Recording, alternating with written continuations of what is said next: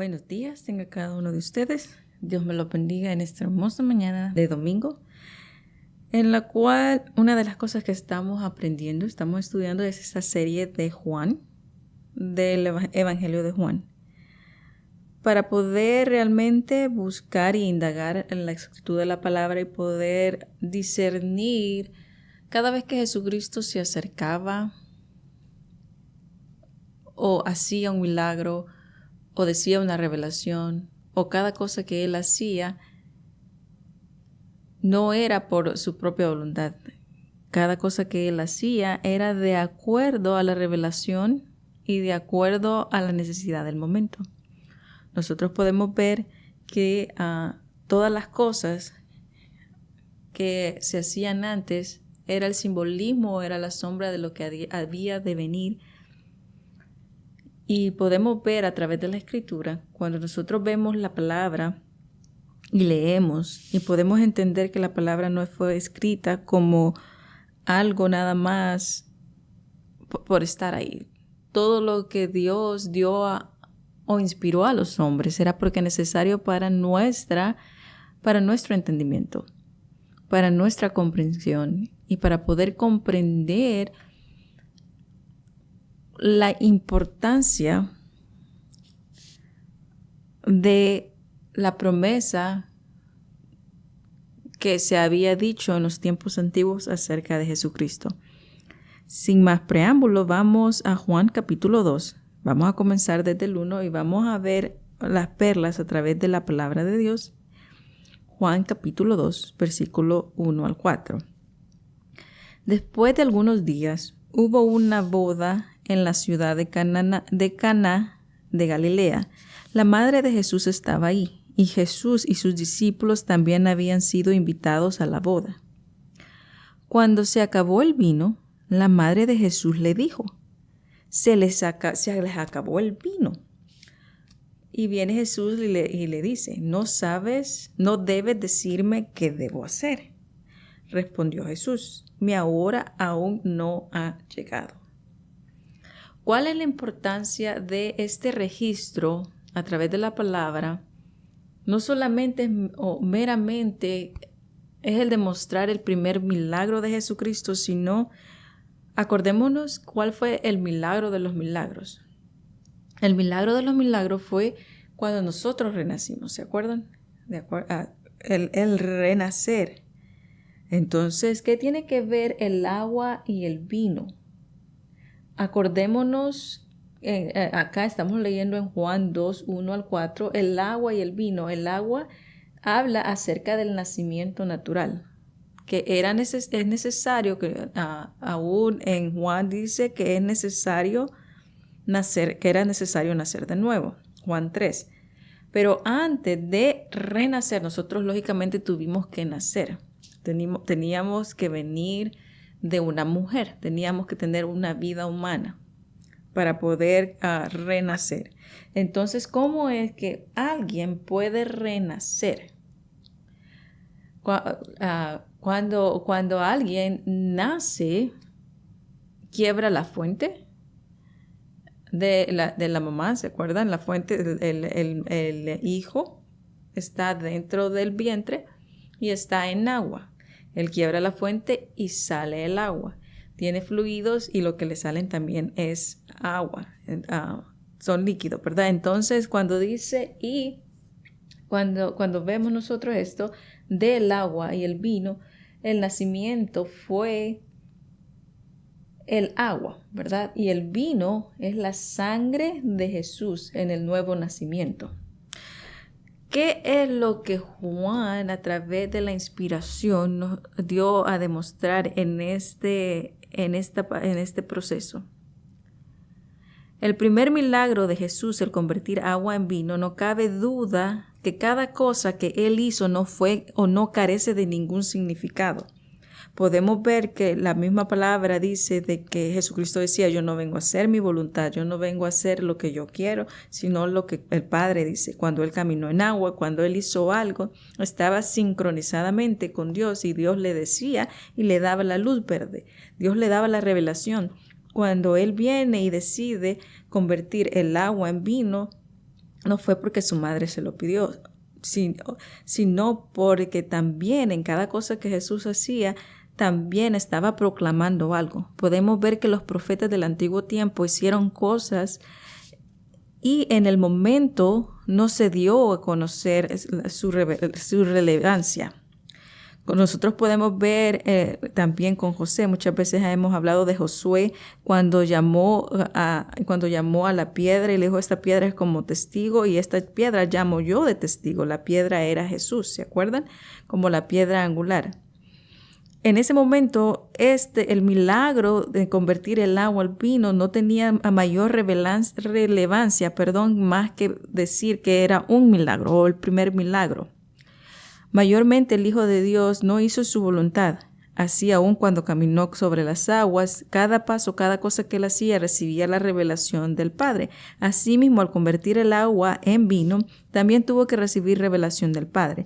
Por eso podemos ver el contexto del siguiente capítulo del libro de Juan, en el capítulo 3, donde dice y declara que es necesario nacer de nuevo. Vemos en el contexto del capítulo 2.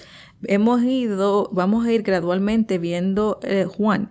Vimos el domingo pasado, el domingo anterior, de que Juan 1 habla del propósito por el cual vino Jesucristo. De que la profecía del Mesías tenía que venir por un propósito, para ser la luz, para ser el que iba a salvarnos. Y ya cuando Él vino y dice, y Él viene, dice, y todo aquel que en Él crean, Dios les ha dado la potestad y el derecho de ser hijos de Dios. Estos no son engendrados de sangre, sino son por la voluntad de Dios. Podemos ver el contexto, podemos ver que podemos ver que Juan 1, Juan 2 y Juan 3, así como en muchos lugares de la palabra, no pierde su contexto. En el sentido que Juan capítulo 1 dice algo, Juan lo corrobora y Juan 3 dice, y cada uno se expande de acuerdo a lo que el versículo, a los versículos o el capítulo quiere dar la luz. Entonces nosotros podemos ver acá que Juan, cuando dice acá de que Juan, cuando dice aquí en el capítulo capítulo 2 de los Evangelios de Juan, donde dice que Jesucristo transformó el agua en vino, era el simbolismo de lo que Él iba a hacer en nuestras vidas. Para poder ser transformado, yo, Margarita, tuvo que nacer de una mujer y nacer de eso, del agua, ¿verdad? Porque estaba en agua y todo. Pero fue el renacer lo que cambió mi vida. Fue la sangre de Jesucristo lo que me dio el nuevo nacimiento. Entonces, cuando Jesucristo transforma el agua en vino, está hablando de que la vida de Él iba a transformar mi vida, porque Él tuvo que venir de una mujer. Él era un humano y Él dio su vida. Cuando está hablando de transformar el agua en vino, acuérdense que, como les estaba diciendo, nosotros venimos del agua, ¿verdad? En el sentido de que quiere simbolizar que cuando la mujer quiebra la fuente, nosotros proveemos de esa agua. Entonces, está hablando del nuevo nacimiento de acuerdo a esta agua. Y Jesucristo transforma nuestra vida con su sangre. Por su sangre nosotros somos transformados y de nuestra vieja manera de vivir y de nuestra vida anterior nosotros somos transformados. Así como Él hizo el milagro de transformar el agua en el vino, el milagro que ocurre en nosotros por el sacrificio de nuestro Señor y Salvador Jesucristo, mi vida antigua es transformada con la nueva por la sangre que Él derramó. Y cuando se acuerdan que nosotros también tenemos eso de que conmemoramos, tenemos esta conmemoración de la Santa Cena que dice, hagan esto en memoria de mí. Hagan todo esto, esta es mi sangre por ustedes, es derramada, hagan esto en memoria de mí. Cuando vemos esto, la palabra encaja como anillo al dedo y nunca carece de significado. Las cosas que están aquí fueron por revelación y fueron inspirados para que nosotros entendamos cuál es la verdadera importancia de estos pasajes que estamos leyendo. Vemos este primer milagro de que Jesús convierte el agua en vino y no cabe duda que el significado era más allá de simplemente convertir el agua en vino. Era un significado de que Él convertiría nuestras vidas y transformaría en ese milagro. Nosotros somos el mayor de los milagros, el milagro de los milagros, ¿verdad? Entonces nosotros podemos ver cómo un capítulo encaja con otro, como Juan 3:1 al 3 dice, y había un hombre de los fariseos que se llamaba Nicodemo, un principal entre los judíos. Este vino a Jesús de noche y le dijo, Rabí, sabemos que has venido de Dios como maestro, porque nadie puede hacer estas señales que tú haces si no está Dios con él. Respondiendo Jesús y le dijo, de cierto te digo que el que no naciere de nuevo no puede ver el reino de Dios. El que no naciere de nuevo. Si vemos a través de la Escritura el contexto, primero estamos viendo en el capítulo 2 la importancia de cuando Jesucristo convierte el agua en vino, en un simbolismo de transformar algo. Para poder transformar algo necesitamos renacer. ¿Por qué Juan habla de esto y Juan 3 habla de nacer de nuevo? Poco a poco se va entendiendo mejor. Por el momento usted me puede decir qué está hablando, ¿verdad? No tenés que demostrármelo a través de la palabra. ¿Por qué estás diciendo eso? Tengan un poco de paciencia y de acuerdo a cómo vayamos desglosando el tema, se van a ver lo que Juan está hablando. Como les había dicho previamente, cuando nacemos, nosotros rompemos una fuente de agua. Cuando Cristo muere, también toman una lanza y le sale sangre y agua. Entonces podemos ver simbolismos a través de la palabra que cuando dice sale sangre y agua, cuando sale sangre, porque Él tuvo que derramar toda su sangre. Jesucristo derramó toda su sangre porque sus órganos ya no tenían sangre. Entonces en el esfuerzo de mantener los órganos, tratan de mantener un equilibrio, entonces van reteniendo líquidos y van queriendo recompensarlo con agua. Entonces nosotros podemos ver que el énfasis de transformar el agua en vino está hablando de que Jesucristo iba a dar su vida, porque cuando Él muere, la misma palabra dice de que cuando le ponen la lanza en el costado, entonces sale sangre y agua. Cuando sale sangre y agua y sale esta agua, eso quiere decir que dio su vida. El significado es dar la vida. ¿Por qué? Porque él lógicamente tuvo que nacer. Pero la transformación no iba a ser sino hasta que Él muriera, hasta que Él diera su vida. Entonces, el agua representa la vida, ¿verdad? Aún en la palabra. Entonces, acá la transformación se dio cuando cuando Jesucristo da su vida para nosotros. Él da la vida y asimismo, a través de lo que Él hace, nos transforma a través del sacrificio. Y el sacrificio, ¿se acuerdan que la ley dice que no hay sacrificio sin derramamiento de sangre? Entonces, Jesucristo tuvo que morir para transformarnos, tuvo que dar su vida, tuvo que básicamente dejar de existir, si se podría decir, en lo humano, dejar de respirar o para morir y después de ser levantado. Lógicamente podemos ver que cuando que es levantado y le dice a María, todavía no he sido glorificado. Vemos esos puntos, pero quiero que veamos un poquito acerca de lo que Jesucristo sufrió para enfatizar esto. Él dio su vida y podemos ver esto. ¿Por qué la importancia del milagro? ¿Por qué fue el primer milagro convertir agua en vino? por qué a través de la palabra ese marca como el primer milagro de Jesucristo? ¿Y por qué es de suma importancia que entendamos a Juan? Pero vamos a ir despacito y vamos a ver por qué salió sangre y agua del costado de Jesús cuando él fue traspasado. Lo que quiero hacer es hacer un énfasis de que Jesucristo dio su vida.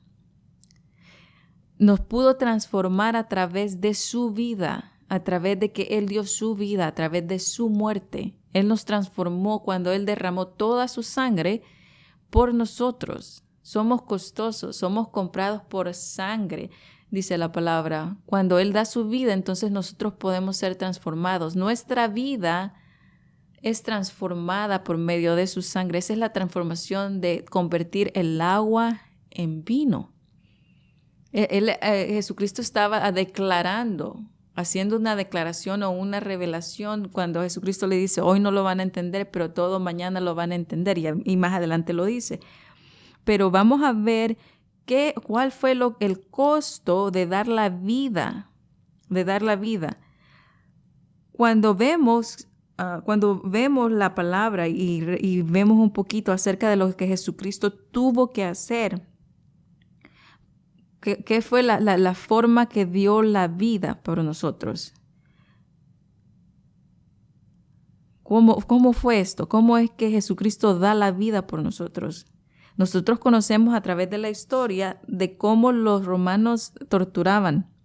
Vamos a ver un poquito acerca de qué es lo que Jesucristo hizo para transformar nuestra vida a través de dar su vida por nosotros.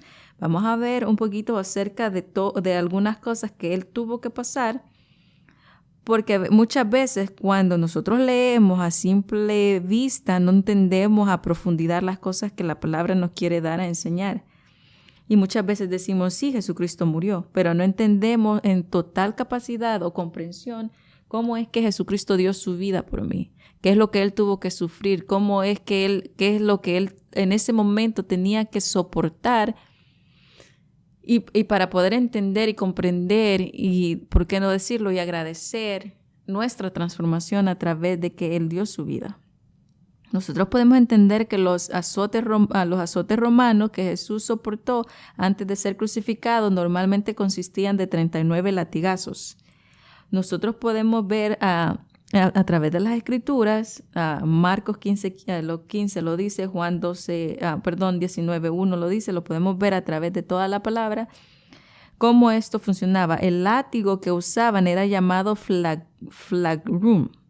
Era de correa de cuero trenzadas con bolas de metal y trozos de huesos afilados, entretejidos en las trenzas o entrenzados en ellas mismas. Entonces tenían filo. Las bolas añadían el peso al látigo, causando profundos moretones. Cuando la víctima era golpeada, los trozos de hueso servían para cortar la carne. Eso cortaban la carne. Mientras los golpes continuaban, el resultado de los cortes era tan severo que los músculos del esqueleto, las venas subyacentes, los tendones y los intestinos de las víctimas quedaban expuestos. Imagínense que cuando la palabra dice de que no lo iban a reconocer, y aquí me está diciendo que todo eso quedaba expuesto, quiere decir que arrancaba las carnes, que realmente y quitaba todo eso. Cuando nosotros nos pinchamos el dedo con una aguja o cuando nos herimos con el cuchillo, cuando estamos cortando cebolla o cuando nos caemos y nos raspamos, por decirlo así, sale sangre. Imagínese a alguien que constantemente le está saliendo sangre porque está siendo torturado. Él ya no tenía sangre. Ya no, toda la sangre en las heridas, toda la sangre que él derramó, y este es el énfasis cuando dice derramar sangre, muchos decimos, pero ¿cómo derramó sangre, verdad? Derramó sangre porque en cada vez que lo golpeaban, cada vez que lo torturaban, pues salía sangre de él. Imagínense que acá nos está exponiendo que los músculos y aún algunos unos órganos estaban expuestos y al pensarlo podemos ver y imaginar de que en ese momento se estaba sangrando. Entonces es de la forma en que da su vida, en la forma cuando la palabra dice y derramó su sangre y su sangre nos limpió de todo. Entonces podemos ver esto de cómo Jesucristo dio la vida por nosotros. Esta paliza era tan severa que a veces las víctimas no sobrevivían para poder ser crucificadas. Era tan el shock de eso, de que ni siquiera en el momento antes de ser crucificados morían, caían ahí. Por eso es casi imposible de que cuando dicen de que Él llevó el madero, no llevó el madero. Cuando dice llevó la cruz, quiere decir que llevó nuestra carga. Pero físicamente Él no podía llevar el madero con Él, porque todas las cosas que pasó eran demasiado fuertes. Aquellos que eran azotados a menudo entraban en shock hipovélico, un término que se refiere al bajo volumen de la sangre. ¿Por qué? Porque estaba derramando sangre. Este es un término porque era muy bajo volumen de sangre. En otras palabras, la persona habría perdido tanta sangre que tendría en shock o su cuerpo entraría en shock. Los resultados de esto serían el corazón se aceleraría y bombearía la sangre y comenzaría a bombear la sangre que no estaba ahí. La víctima colapsaría o se desmayaría debido a la baja presión sanguínea. Los riñones se detendrían para preservar fluidos corporales. La persona experimentaría una sed extrema, ya que el cuerpo deseaba reponer los fluidos perdidos. Hay evidencias en la Escritura de que Jesucristo experimentó un shock hipovolémico como consecuencia de ser azotado. Cuando Jesucristo lleva el madero a la cruz, Él se desplomó. Él no podía caminar.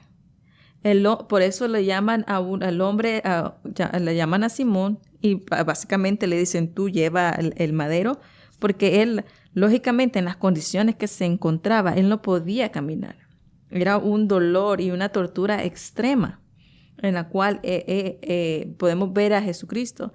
Este colapso indica que Jesús tenía baja presión sanguínea. Otro indicador que Jesús sufrió un shock hipovolémico ha sido el hecho que, como habíamos dicho, estaba sometido en el momento que fue colgado en la cruz, indicando el deseo que tenía su cuerpo de reponer líquidos. ¿Por qué? Porque en la cruz Él estaba sediento, Él quería agua.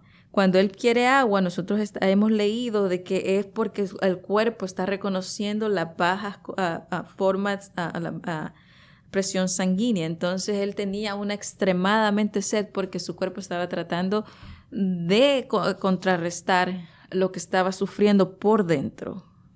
Sus órganos estaban colapsando, se estaba asfixiando, estaba doliendo. En el momento de querer respirar se hacía hacia arriba, pero en eso también su parte posterior. Y podemos ver, les digo todo esto porque, como les decía, cuando nosotros leemos la Biblia no entendemos cuando Dios dice, y Él dio a su Hijo por nosotros, y Jesucristo murió, Él derramó su sangre, y a simple vista, sin no ver la profundidad y el valor de la vida de nuestro Señor y Salvador Jesucristo y lo que Él sufrió, a veces perdemos el valor en la lectura.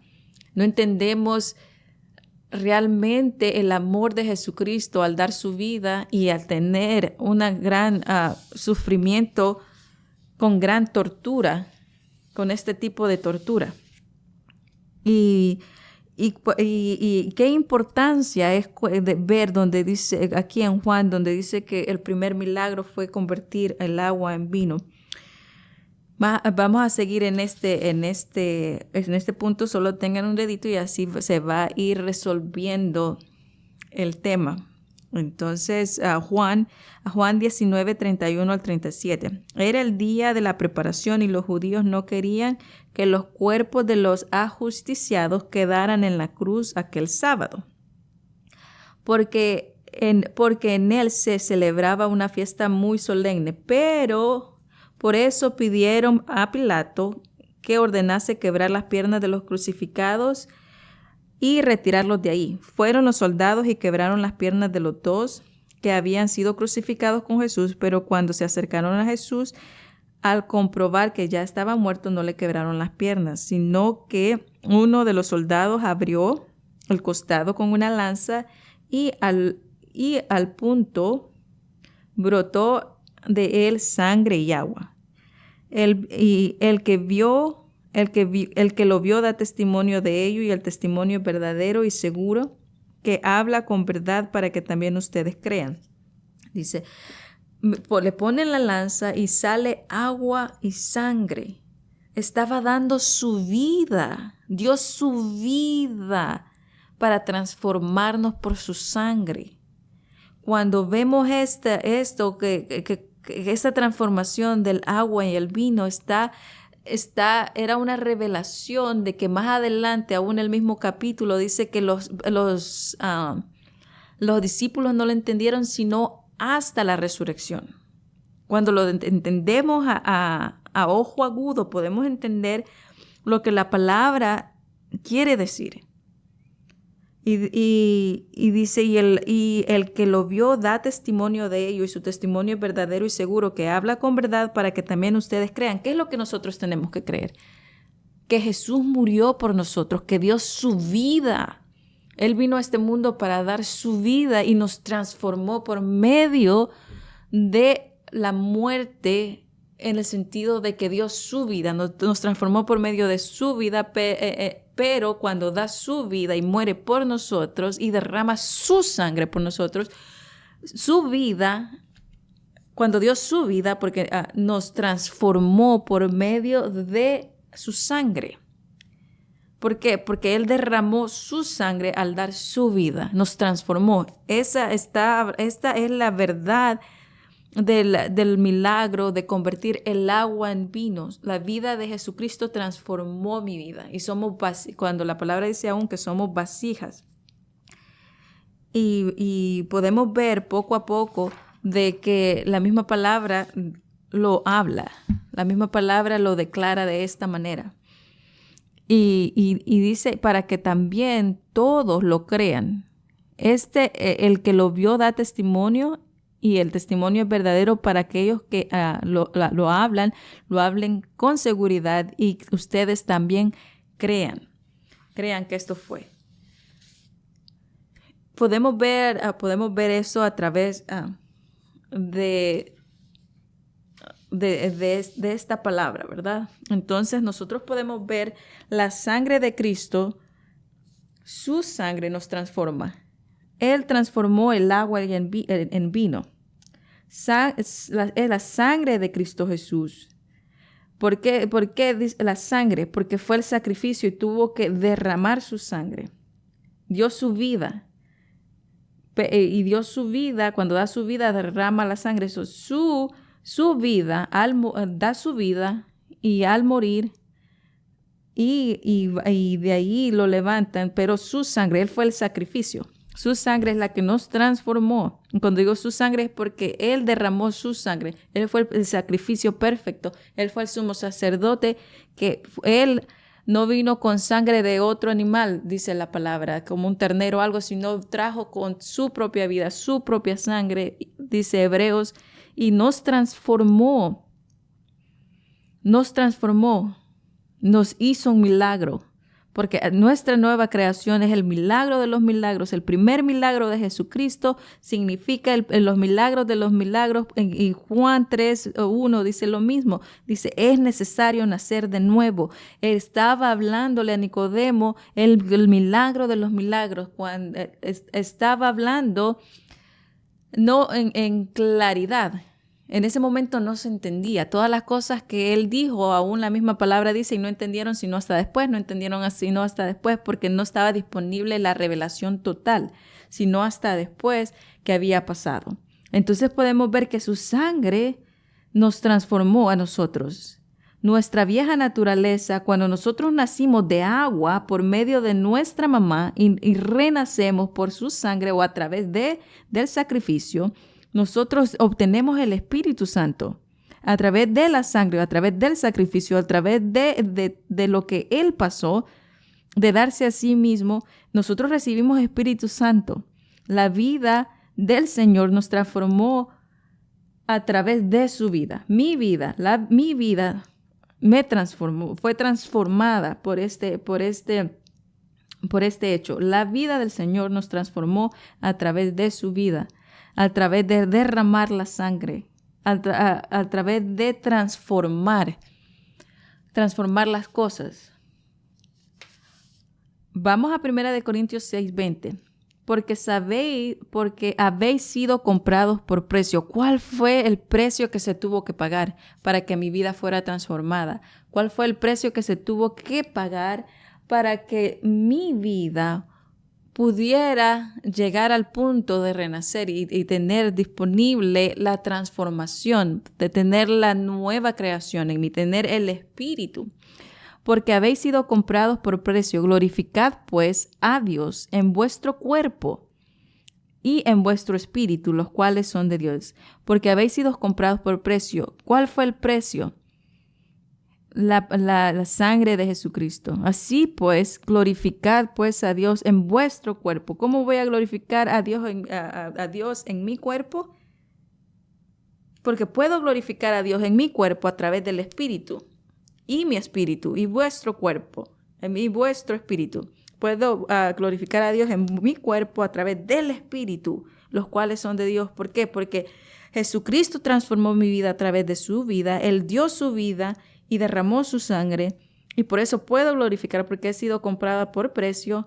Y la vida de Jesucristo, cuando Él la dio y transformó a través del sacrificio y derramamiento de sangre, por su sangre, dice Isaías, yo fui curada por su sangre, yo fui sana por su sangre, todas mis rebeliones están por su sangre. ¿Se acuerda que Isaías dice eso y lo aclara? Dice, por su sangre nosotros. Entonces, cuando Él transforma el agua en vino, no nada más estaba dando vino a las personas en la boda, no nada más, o no era simplemente porque su madre se lo pidió, era porque estaba declarando algo. Y vamos a ver poco a poco en Juan, cómo es que Juan, si lo leen todo y no sacan nada fuera del contexto, la misma palabra dice cómo es o qué es lo que está hablando. Si vemos todo Juan, está hablando de la muerte y está hablando de resurrección, comenzando de la transformación del agua y en el vino.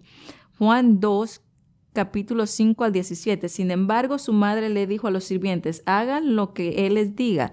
Cerca de ahí habían 6 tinajas de piedra que se usaban para el lavado ceremonial de los judíos. Cada tinaja tenía una capacidad de entre 75 y 113 litros. Jesús les había dicho a los sirvientes, llenen las tinajas con agua. Una vez que las tinajas estuvieran llenas, les dijo a los que ahora saquen un poco y llévenselo al maestro de ceremonias.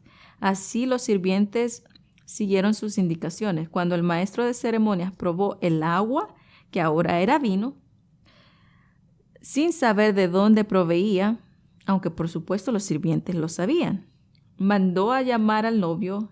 Un anfitrión siempre sirve el mejor vino primero, le dijo, y una vez que todos han bebido y una vez que todos han bebido bastante, comienzan a ofrecerse el vino más barato. Pero tú has guardado el mejor vino hasta ahora. Esta es la señal milagrosa de Caná de Galilea, que marcó por la primera vez que Jesucristo reveló su gloria y sus discípulos creyeron en él. Vamos ahora a ver. Dice,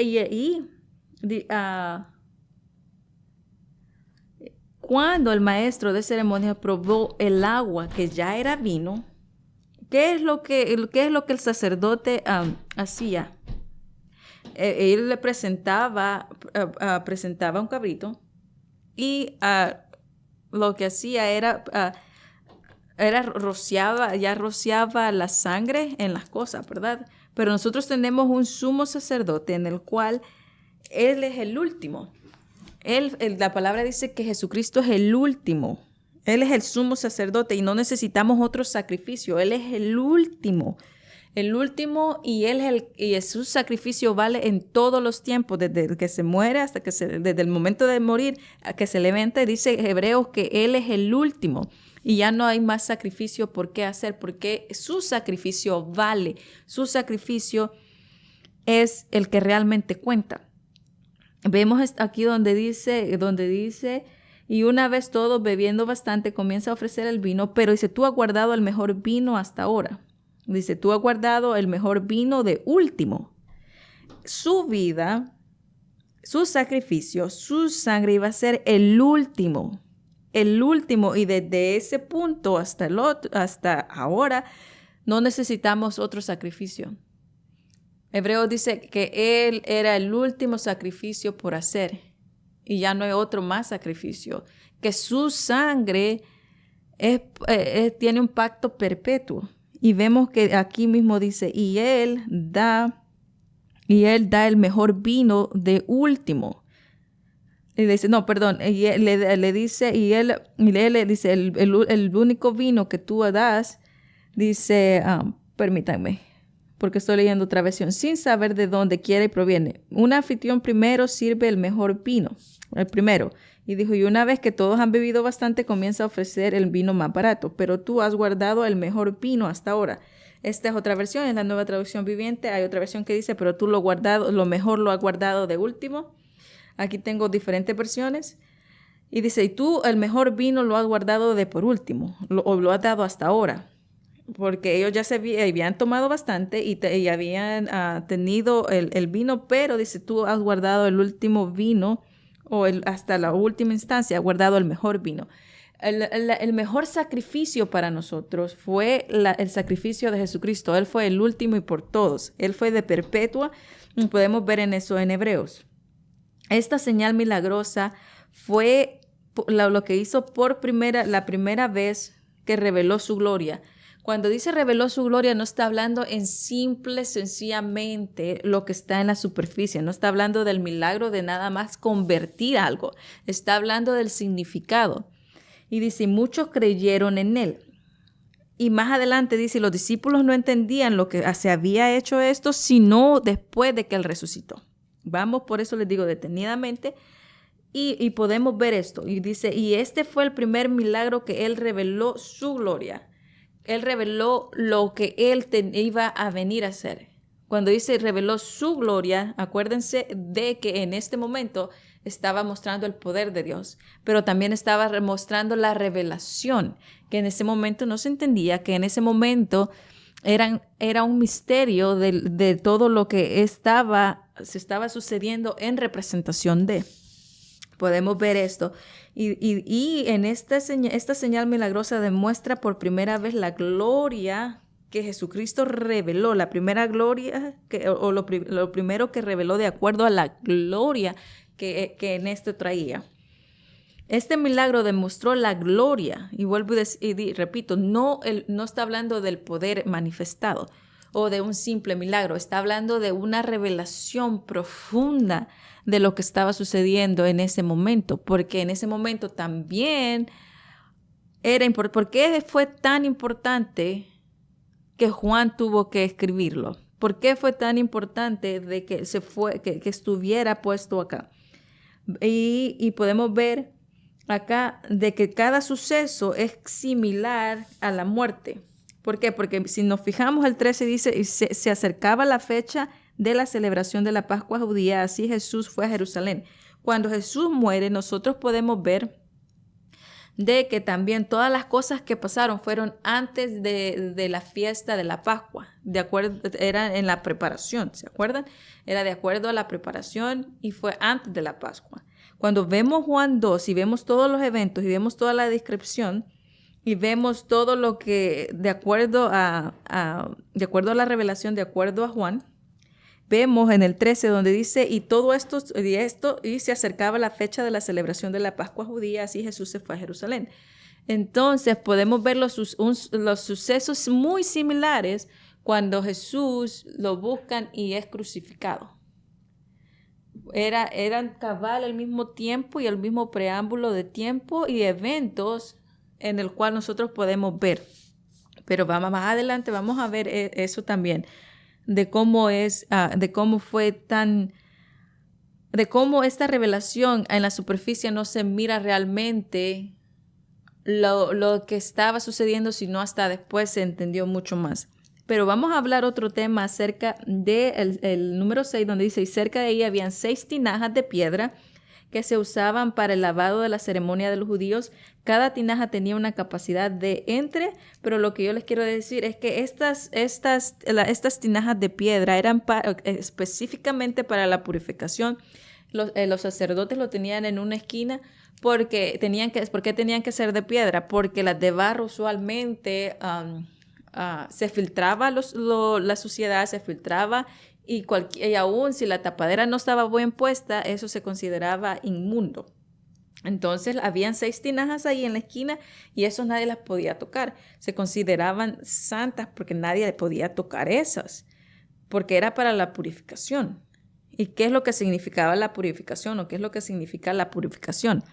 La purificación, habían 6 tinajas de piedra conforme a la manera de la purificación de los judíos. Estas tinajas estaban talladas en piedra, se utilizaban para almacenar agua y para purificar para la purificación, el ritual de la purificación. Usualmente estas tinajas no podían ser de barro porque tenían que asegurarse que la purificación o que no se filtrara nada, por eso no podía ser de barro ni de cerámica, porque estas permitían que se filtraran las impurezas en el agua y no se podía infiltrar las impurezas en el agua.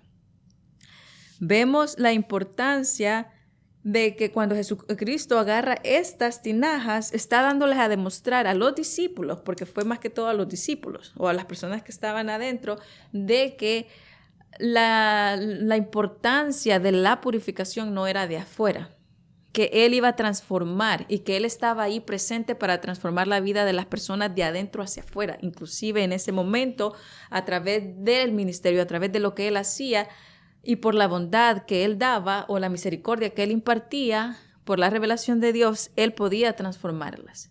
Entonces, Él lo que está dando a enseñar acá es de que se podían usar las cosas y dice, Jesucristo dice, por eso le dice a los fariseos, ustedes se enfocan demasiado en purificarse por fuera, pero de adentro, y dijo, ya es otro asunto, ¿verdad? Ya es otro asunto.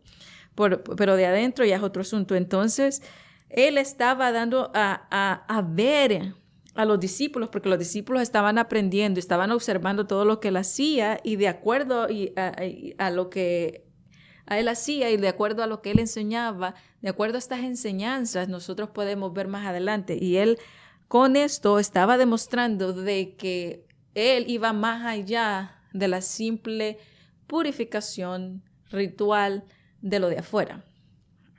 Podemos ver la importancia en Números 19 en adelante, cuando Jehová habló a Moisés y a Aarón diciendo, esta es la ordenanza de la ley de Jehová que ha prescrito diciendo, di a los hijos de Israel que te traigan una vaca alzada perfecta. Aquí habla de la perfección, ¿verdad? Perfecta. El cual no haya falta, sobre el cual no haya ningún yugo. Entonces aquí está hablando, ¿se acuerdan? La ley hablaba de una perfección también externa. Pero nosotros tenemos un sumo sacerdote que va más allá o que fue más allá de eso. Por eso es la importancia también de estos. Y dice que tenía que ser una vaca perfecta, que no tenga ninguna falta en el sentido de que estuviera tuerto o torcido o algo, ¿verdad? Por lo cual no se haya puesto yugo. Y daréis al azar el sacerdote, está hablando del sacerdote aquí, y él sacará fuera del campamento y lo degollará en su presencia, y al azar el sacerdote tomará de la sangre con el dedo y la rociará hacia la parte delantera del tabernáculo en la reunión con la sangre de ella 7 veces, y hará quemar la vaca ante sus ojos, y el cuero y la carne y la sangre con su estiércol, todo lo va a quemar. Luego tomará el sacerdote la madera del cedro y esopo y escarlata y lo echará en medio del fuego en que arde la vaca. El sacerdote lavará luego sus vestidos, lavará también el cuerpo con agua y después entrará en el campamento y será inmundo el sacerdote hasta la noche. Asimismo, el que la quemó lavará sus vestidos en agua, también lavará en agua su cuerpo y será inmundo hasta la noche. Podemos ver algo, ¿verdad? Podemos ver que dice que el animal tenía que ser perfecto y aún el sacerdote, este sacerdote tenía que rociar la sangre con los dedos, el tabernáculo de la reunión y la sangre 7 veces. Y también tenía que rociar, hay una parte donde vamos a seguir leyendo donde dice que también tenía que rociar hasta los muebles.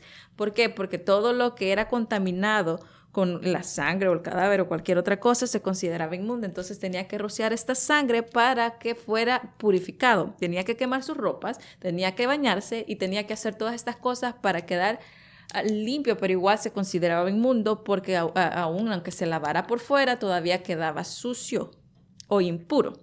Nosotros tenemos un sumo sacerdote de que nos limpió, aunque la palabra misma dice que al que no conoció pecado, por nosotros lo hizo pecado, para que nosotros estuviéramos enfrente de él sin mancha, sin ningún defecto, y nosotros podemos ver esto, que cada vez que el sacerdote venía tenía que traer el sacrificio o tenía que traer la sangre de otro, en el sentido de otro animal, en el sentido de un animal, y todavía aún él tenía que hacer ciertas cosas porque aún ritualmente quedaba impuro. Entonces dice que nosotros fuimos rociados con la sangre de Jesucristo. Nosotros fuimos limpiados con la sangre de Cristo.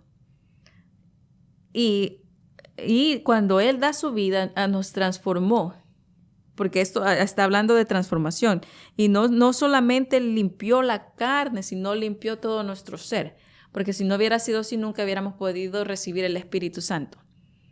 Si Jesucristo no hubiera dado su vida y nos hubiera legalmente comprados y limpiado de toda culpa y limpiado de todo eso y la capacidad de su sangre no hubiera podido transformar, nunca hubiéramos podido recibir el Espíritu así como lo tenemos ahora. Esa era la razón específica por qué el Espíritu venía sobre el hombre. Porque se acuerdan aún en María, cuando le dice cuando Moisés le dice, ok, y hay una oportunidad donde Moisés habla con Dios y le dice que la misericordia de Dios le dice, ok, yo voy a hablar contigo, pero le dice, pero tú no me vas a poder ver. Entonces dice que hubo una oportunidad que Moisés está hablando con Dios y dice que Moisés solo pudo ver las espaldas porque Dios lo cubrió a él para que la gloria de Dios no matara a Moisés.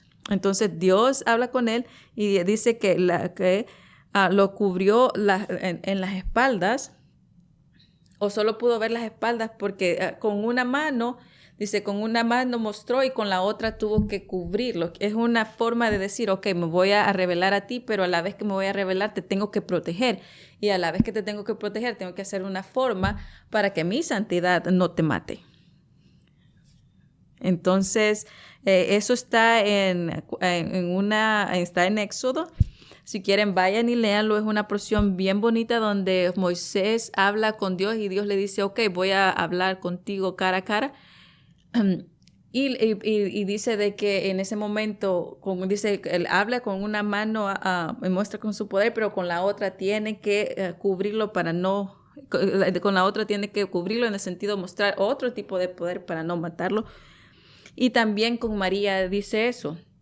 Lo dice en inglés, donde dice que el ángel le dijo, cuando el ángel le dice, ok, en este momento concebirás, y en la versión de inglés dice, y en este momento el espíritu vendrá, pero el espíritu vendrá sobre ti, pero Dios con la sombra de la mano, con la sombra, quiere decir con la protección de la otra parte, Dios te va a proteger. Dice, el Espíritu va a venir, pero Dios de la otra manera o con la otra mano te va a proteger. ¿Por qué? Porque Dios tenía que cuidar a las personas, a ciertos específicos eventos, porque la pureza de Dios podía matar al hombre. Entonces, por eso Jesucristo tuvo que morir por nosotros, tuvo que dar su vida por nosotros, para que cuando nosotros tuviéramos la plenitud de Dios, su santidad no nos matara. Qué hermoso, ¿verdad? Explota cuando podemos entender la magnitud de lo que Jesucristo hizo. Él murió por mí. Él murió por mí para que cuando yo tuviera el Espíritu no cayera así de mango maduro. Pero aparte de eso, ¿verdad? Fue para que yo pudiera tenerlo todo. Y era necesario para tener la plenitud de mi Padre Celestial. Y podemos ver esta forma de purificación era tan evidente y tan viva en ese momento, que por eso vemos que cuando Jesucristo viene fue un trago en el cual nadie pudo realmente fijar.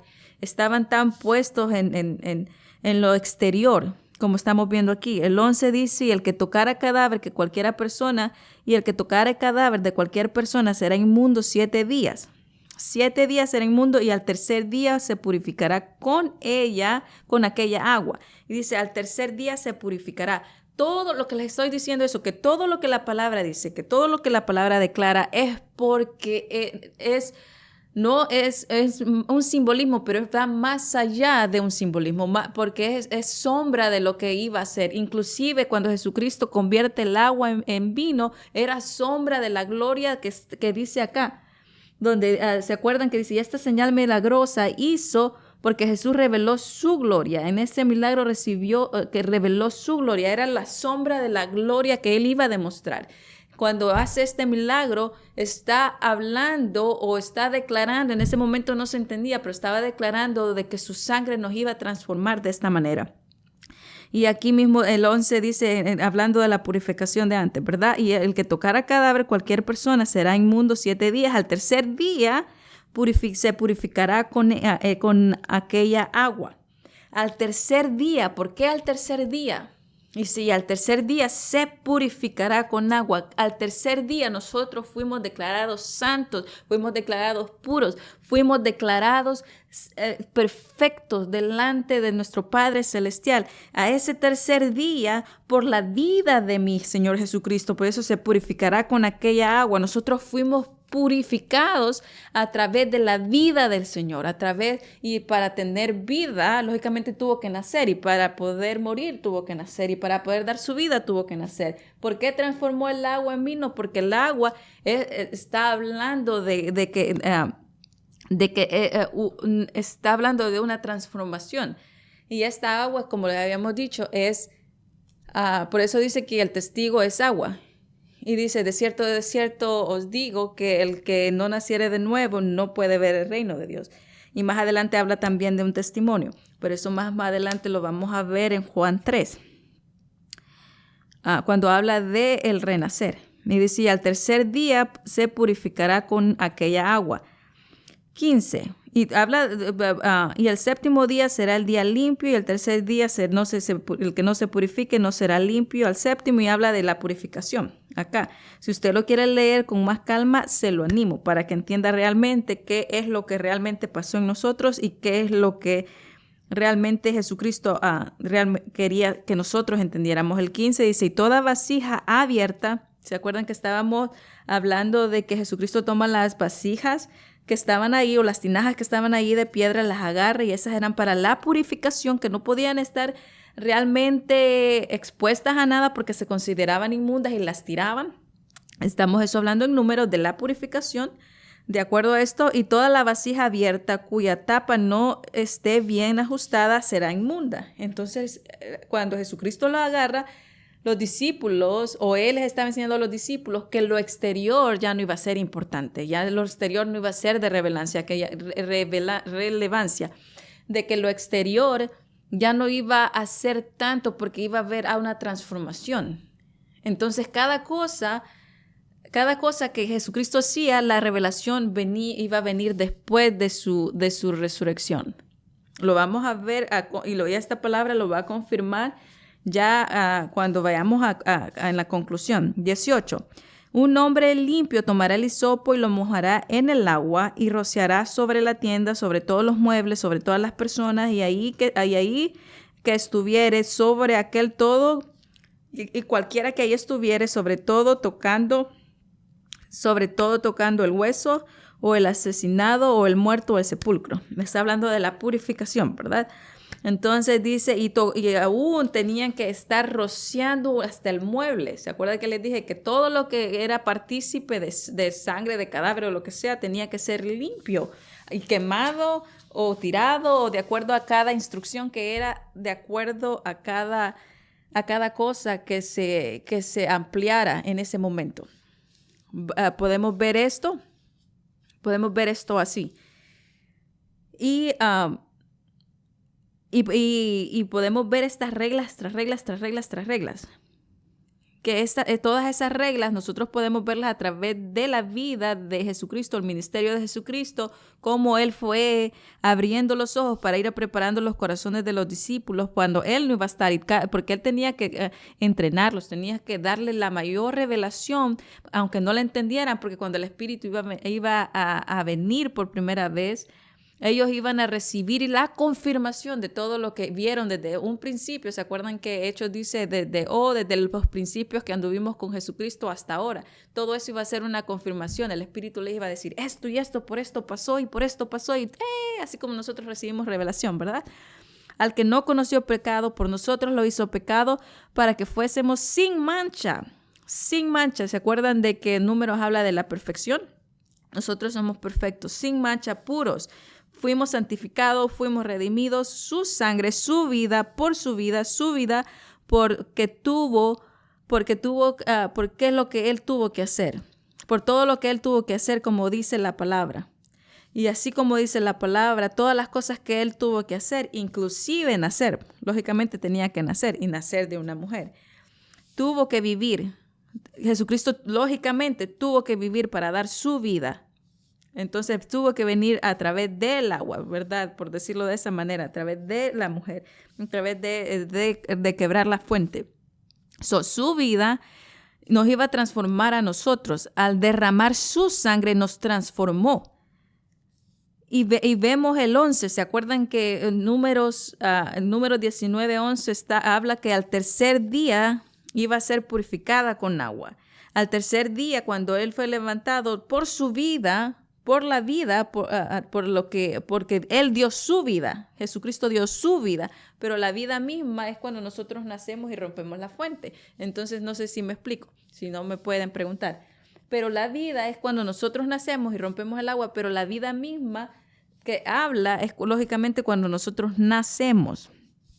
Y cuando Él da su vida, porque tuvo que dar todo de Él, viene al tercer día, Jesús es levantado y nos colocó en el lugar más puro ante nuestro Dios. El agua era rociada para purificar inclusive los muebles, pero su sangre fue rociada y su sangre nos limpió, nos transformó. Su vida, cuando Él dio su vida, cuando Él da esa vida, cuando Él va y muere, entonces nos transforma a nosotros. Sucede ese milagro. Estamos lavados. Estamos puros. Todo lo que Él hizo antes fue una sombra de lo que había de venir. Inclusive cada cosa que Él hizo, cada cosa que Él dijo. Ahora hacemos una conmemoración también que se llama la Santa Cena, ¿verdad? Tomamos ese vino y Él dijo, tomad esto porque representa mi sangre. Esta es mi sangre que por ustedes es vertida, por ustedes es derramada. Y dice, y es bueno que yo me vaya, porque va a venir el Consolador. Es bueno que yo me muera, en otras palabras. Es muy bueno que yo me vaya, porque en ese momento les estaba diciendo que era necesario irse, que no era necesario morirse. Es muy necesario que yo muera, dice Jesucristo. ¿Por qué? Porque así va a venir el Consolador. Así, y les va a confirmar todo lo que yo les he dicho y aún les revelará aún más. Qué hermoso. El mejor vino fue servido al último. Y dijo Jesucristo, yo no he venido a que me sirvan, yo vine a servir. Y dice que el mejor vino fue servido al último. Su vida fue el mejor servicio que Jesucristo nos dio. Fue el mejor servicio de Jesucristo para nuestra vida. Y cuando dice, y el mejor vino fue servido al último, la mejor opción, el mejor sacrificio, la mejor sangre que fue derramada, como Hebreo dice, y no hay mejor otro sacrificio que ha llegado alto al trono de nuestro Señor, a Dios, a nuestro Dios, que haya sido el sacrificio de Jesucristo. El mejor de los servicios fue cuando Jesucristo, nuestro Señor Salvador, da la vida, da su sangre. Es el último y por todos, da su vida, dio su sangre. Y Él vino a servir. Él vino a servir. Y como último servidor o como último sacrificio, como el mejor vino que pudo haber, la mejor sangre que pudo purificar, el último sacerdote que no trajo otra sangre, otro sacrificio, sino la de él mismo, su sangre, el sacrificio que fue el último y por todo de los tiempos. Nadie supo acerca de esta vasija, ¿verdad? Nadie supo acerca de esta vasija si eran contaminadas o no. Pero esto que causa gracia. Cuando Jesucristo toma esas vasijas, Él estaba dando gracia. ¿Por qué estaba dando gracia? Porque estaba demostrando de que eso no iba a afectar, sino era mejor servir, era mejor dar. En ese momento la mejor opción era dar. Y cuando nosotros tenemos una mentalidad de dar, podemos ver más allá de lo que las reglas humanas puedan realmente estropear o ahogar la palabra de Dios. Hay muchas reglas humanas que quieren ahogar la palabra de Dios. Y aquí estaba mostrando Jesucristo que no había cosa impura, sino que era el amor de Dios y lo que iba a suceder. Por eso Jesús también demuestra que Él iba a limpiar de adentro hacia afuera con este ejemplo, porque no había una preocupación o énfasis de la impureza acerca de lo exterior. Cuando Jesucristo le dice a los fariseos y le dice, ustedes se preocupan demasiado de la limpieza del exterior, porque querían abogar o ahogar estas reglas y estas cosas ante la misericordia y bondad y el amor de Dios. Y Él mismo nos dice esto, ustedes quieren limpiarse por fuera, ¿verdad?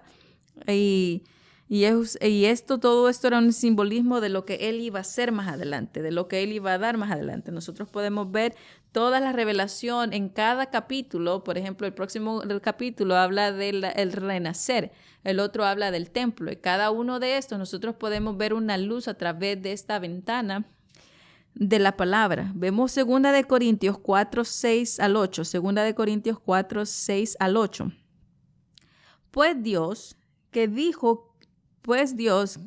dijo que de las tinieblas resplandeciere la luz, es el que resplandeció en nuestros corazones para la iluminación del conocimiento de la gloria de Dios en la faz de Jesucristo. Pero tenemos este tesoro en vaso de barros. Estamos hablando de la vasija y estamos hablando de purificación. Dice, pues Dios, nuestro Padre, que dijo que de las tinieblas resplandeciere la luz, una transformación, ¿verdad? Una traslación y transformación. Es el que resplandeció en nuestro corazón, tuvo que resplandecer para iluminar nuestro conocimiento en la gloria de Dios, en la faz de Cristo. Pero tenemos este tesoro en vasos de barro. Está hablando de nosotros ahora. Sí podemos ver, sí podemos ahora comprender que todo lo que Jesucristo, estas tinajas eran solo un símbolo de que podían contener algo dentro. Pero lo exterior no iba a ser tan importante o relevante, sino lo que iba a entrar. Dice, pero tenemos este tesoro en vasos de barro. Nosotros tenemos este tesoro para que la extraordinaria grandeza del poder sea de Dios y no de nosotros. Nosotros podemos ver este ejemplo en paralelo. Dice, y nosotros tenemos este tesoro en vasos de barro para que la extraordinaria grandeza del poder sea de Dios y no de nosotros. En el momento que Jesús dice, ok, hay que poner a llenar las vasijas de agua, de ahí las transforma en vino, no fue para demostrar el poder en sí del vino mismo, sino el poder de la gloria de Dios. Lo que Dios estaba haciendo en ese momento era el poder de la transformación, era el poder de algo que iba a ir más allá. Entonces nosotros tenemos esa grandeza extraordinaria del poder, el poder que está dentro de nosotros, que nos transforma por medio de la vida de Jesucristo, ese poder que está dentro de nosotros como ese ejemplo de vasijas. Y esta grandeza, ese poder extraordinario, ese poder grande y extraordinario para que el del poder sea de Dios y no de nosotros. Aquí en este ejemplo de la vasija se estaba demostrando el poder de Dios a través de la vida de Jesucristo, pero no era el simple hecho de convertir el vino, sino está hablando más de una transformación, del poder que iba a realmente ser extraordinario en toda su forma, en toda su plenitud. Regresemos al 14. Allí en el templo encontró a gente vendiendo vacas, ovejas, palomas y también los cambistas sentados a sus mesas. Entonces hizo un látigo de cuerdas y echó fuera al templo todos los animales. Echó del templo todos los animales, tanto de ovejas como de vacas, volcó las mesas y de cambistas, esparció sus monedas y ordenó a los que vendían las palomas: sáquenlas de aquí, dejen de hacer la casa de mi padre un mercado. Así sus discípulos recordaron que la Escritura dice: mi devoción por la casa de Dios arde en mí como fuego. Nosotros podemos ver a través de la palabra y podemos hacer preguntas y decir por qué es que Jesucristo se molestó, por qué avienta todo, ¿verdad? Y muchas veces no entendemos este evento. Nosotros en Primera de Crónicas, si vamos a ver el 29 del 1 al 9, nosotros podemos ver cuando el rey David dice y dirigió toda la asamblea y dijo: mi hijo Salomón, en que Dios evidentemente ha elegido para ser el siguiente rey de Israel, es más joven, sin experiencia. El trabajo que él tiene por delante es enorme, pero el templo que construirá no será para simples mortales, es para el Señor Dios. Es para el Señor Dios.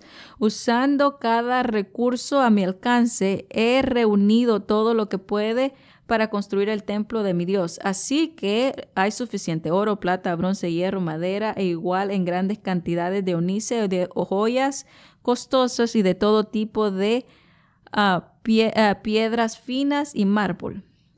Y más adelante dice todas las cosas que trajeron, todas las cosas que pusieron para que esta obra, y se suponía de que al templo se traía lo mejor, no lo que sobraba, no era para hacer intercambios, no era para robar. Una versión dice: ustedes han hecho el templo de Dios la casa de ladrones, porque ellos intercambiaban o excambiaban cosas que ellos primero ya no utilizaban, no les servían.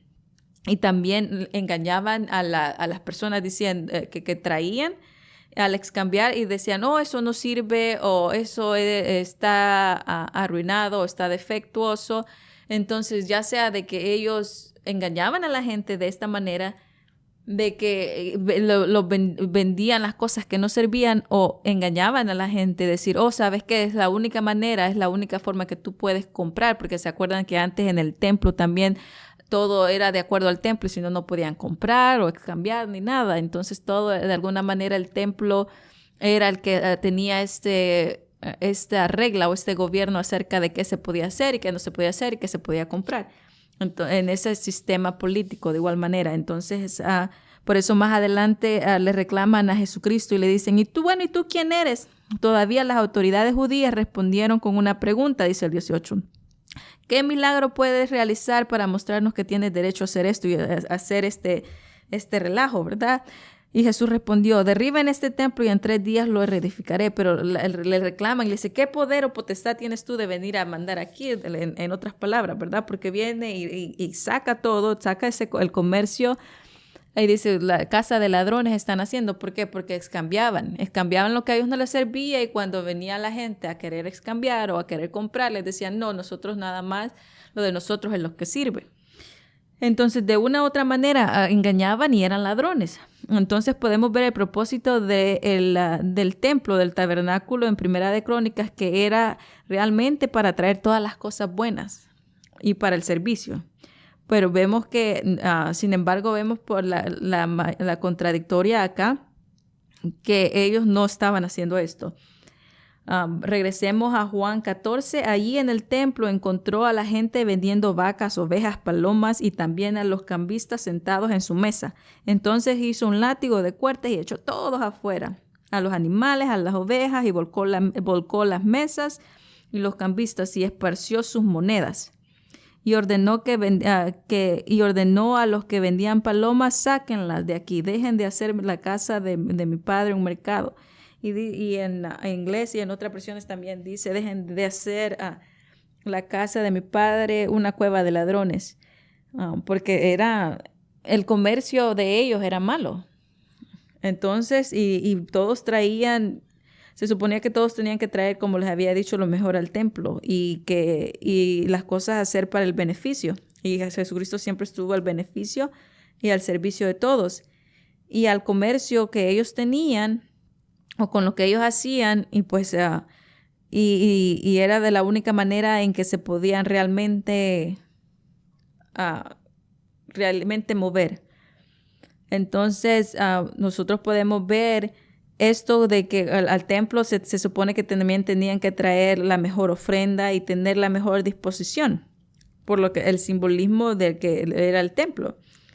Y aún podemos ver por qué Dios especifica al decir que trajeran al macho cabrío, que lo que tenían que sacrificar o ofrendar, pero específicamente al momento de la Pascua dice que ¿por qué Dios tuvo que ser específico y decir que no tenga sin ninguna mancha, ninguna arruga, ningún defecto? Y vemos que estos realmente se estaban pasando, ¿verdad? De la raya o del límite. Podemos ver esto acá. Y regresando al 18 dice, las autoridades le dicen, bueno, ¿qué milagro puedes responder o con qué milagro puedes realizar para que nosotros podamos decir que tienes este derecho? Y le dice, ustedes van a derribar este templo. Sí podemos ver cómo gradualmente habla de una transformación. Después de la transformación habla de una limpieza y de que no es necesario, que no iba a ser ya necesario la purificación, porque iba a haber algo mayor, así como nosotros estábamos leyendo en Corintios, donde dice que nosotros tenemos el tesoro mejor en este vaso de barro, para que la extraordinaria grandeza del poder sea en nosotros, pero que proviene de Dios. Podemos ver realmente todo esto, gradualmente estos sucesos tras sucesos, tras declaraciones y declaraciones, cómo es que esta revelación en Juan es vital para nuestros ojos y que se abra a nuestros sentidos espirituales para entender que esto es más que todo, o viene más allá que solo leer en la superficie. Tenemos que realmente sacar la perla de cada cosa que nosotros podemos ver y decirle, Padre, enséñame a ver más profundo de la superficie o de nada más de unas letras. Y dice, ¿vas a constituirlo tú de nuevo en 3 días? Le preguntaron. Se ha necesitado 46 años para construir este templo, pero tú hablas de que pero el templo que Jesús estaba hablando de su cuerpo. ¿Por qué estaba hablando de su cuerpo? Ahora podemos entender desde el punto de que cuando Él convierte el agua en el vino y después está hablando de la vasija y ahora está hablando del templo y está hablando de su cuerpo. ¿Por qué está hablando de su cuerpo? Porque está hablando de la representación de su vida. Comienza con el milagro del agua y el vino y de ahí sucesivamente. ¿Cómo es que nos iba a limpiar? ¿Cómo es que? Y dice, pero el templo que Él habló, estaba hablando de su cuerpo. Él iba a dar su vida y iba a ser reconstruido en 3 días. En 3 días iba a ser reconstruido el templo.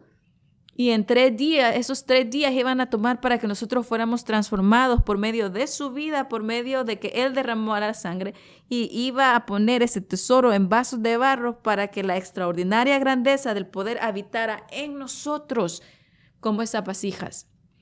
Qué maravillosa revelación cuando nos detenemos y podemos realmente saborear la palabra y poder aprender a leer más allá de la superficie, más allá de oraciones nada más. Y dice, pero él hablaba, pero él, el templo que él hablaba de su cuerpo. Entonces todo esto concluye que es acerca de él. No tomemos la palabra fuera del contexto, porque desde el principio que habla del agua y el vino ¿qué es lo que está hablando? ¿Por qué es la importancia? ¿Cuál es la relevancia? ¿Cuál es lo que tiene que ver conmigo? ¿Por qué fue importante de tantas cosas que no se escribieron? ¿Por qué tiene la suma importancia de que estuviera ahí en ese punto? Entonces, veamos, dice, vas a construir ¿vas a construir el nuevo en 3 días? Le preguntaron. Se ha necesitado 46 años para construir este templo. Tú me estás hablando de 3 días, pero eran tan ciegos también que no veían, ¿verdad? Pero el templo de que Jesús hablaba estaba hablando de su cuerpo. ¿Por qué? Porque Él iba a dar su vida. Él iba a dar, y dice, entonces, el 22, dice, entonces cuando resucitó de entre los muertos, sus discípulos se acordaron lo que él había hecho y dicho. ¿Sí ven? Desde el punto de partida de que él que convirtió el agua en el vino, más adelante ellos tuvieron que reconocer que eso fue más allá de un simple milagro, más allá de solo querer tomar más vino o de convertir el vino mismo. ¿Por qué? Porque dice, pero en el templo el templo del que hablaba Jesús era de su cuerpo, era de su vida, de que iba a derramar su sangre, que su vida iba a transformar nuestra vida a través de su sangre. Está hablando de una transformación, está hablando de un milagro. Por eso hasta entonces, después el 29 dice, el 22 dice, hasta después, cuando resucitó de entre los muertos, sus discípulos se acordaron lo que había hecho y dicho y creyeron en la Escritura y en lo que Jesús había hecho y dicho. Imagínense entonces, en ese momento dijeron, wow, explotó todo lo que habían vivido con Jesucristo, todo lo que cada cosa tomó encajó y encajaba y era, oh, wow. Y dice, pero todas estas cosas que hemos leído y cuando él habla, y cuando él dice, pero el templo del que él hablaba era su cuerpo. Dice, va a estar reconstruido en 3 días. Entonces, esta es la clave. Entonces, cuando resucita de entre los muertos, sus discípulos se acordaron lo que él había hecho y dicho. Por eso es que está aquí. Por eso es que es la importancia que la Biblia lo ha puesto donde lo ha puesto. Por eso es que está aquí. Por eso, entre tantos factores importantes, Juan 2, que habla de una transformación, que habla de una purificación a través de nuestro Señor como vasijas, ¿se acuerdan? Cada tema expuesto en esto dice, y hasta entonces, cuando Él resucita, porque Él habla también, ya la conclusión está hablando del templo, de su resurrección. Entonces sí tiene que ver, sí tenemos que adaptarnos al contexto de lo que la palabra nos está diciendo. Entonces creyeron. Qué maravillosa declaración, qué maravillosa promesa. En ese momento, que en esa transformación del agua y el vino era más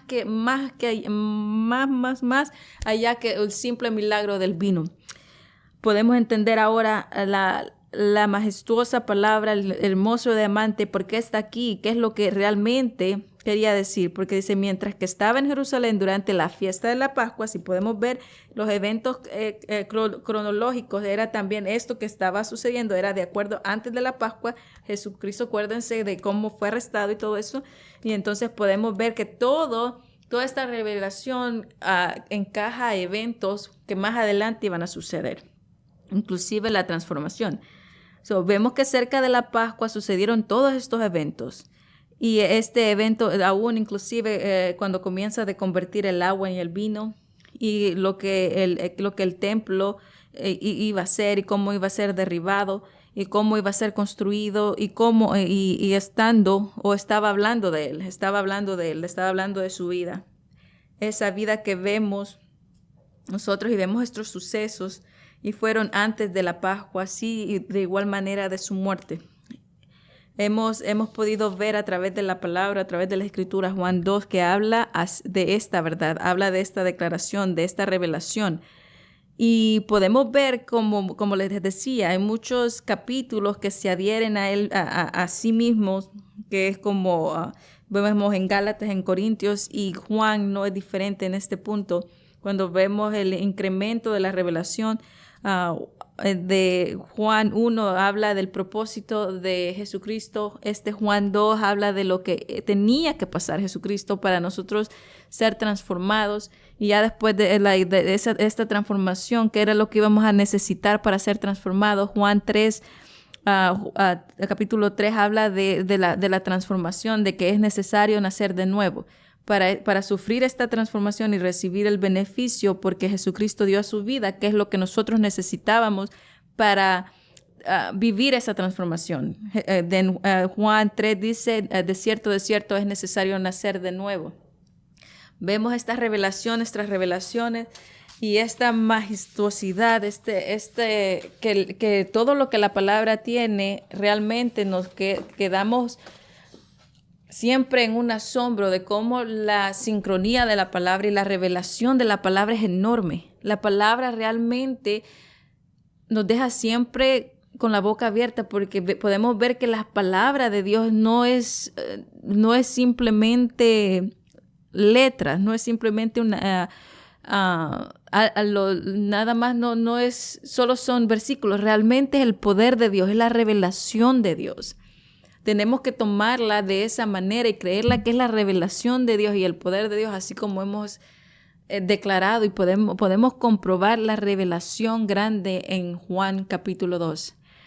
Y aquí nos quedamos. Vamos a ver Juan capítulo 3 la próxima oportunidad. Cuando, vuelvo y repito, Jesucristo le dice, de cierto, es necesario, muy necesario nacer de nuevo. Dios me le bendiga.